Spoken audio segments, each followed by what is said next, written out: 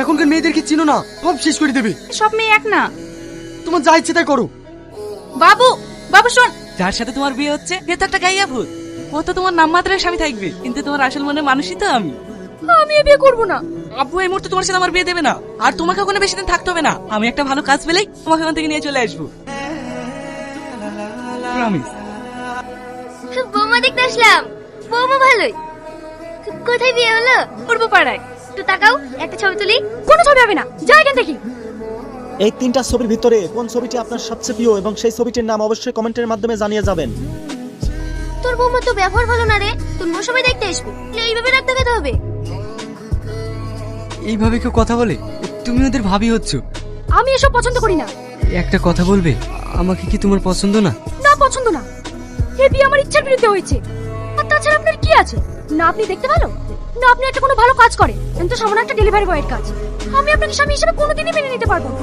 এই বিষয়টা আগে জানলে হয়তো আমি এই বিয়ে কখনোই করতাম না। বলতে পারি তোর কোনো কিছুর অভাব হতে দেবো না, তাতে তুমি আমাকে স্বামী হিসেবে মানো আর না মানো।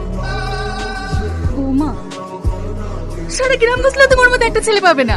ও কোনোদিনও সুখ পায়নি, তাই বলে আমি আমার জীবনটা নষ্ট করবো নাকি?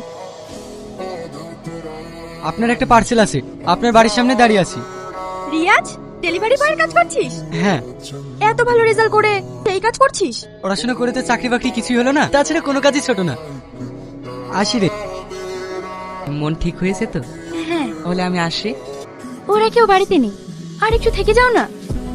রোহন, তুমি হঠাৎ আমাদের বাড়িতে? না মানে ও আমার বন্ধু। তুমি নতুন বউ, তার মধ্যে তুমি একটা বড় বয়সের সাথে কথা বলছো। ও আমার বন্ধু, তাই এই বাড়িতে আসবে। এটা আমার বাড়ি, আমি এটা হতে দেব না। আপনি একটা ঝগড়ুটে মহিলা, অত্যাচার করে করে নিজের স্বামীটাকে মেরেছে, এখন আমার পেছনে লেগেছে। তুই না, তুমি আমার মাকে অপমান করো। যেটা সত্য সেটা আমি হাজারবার বলবো।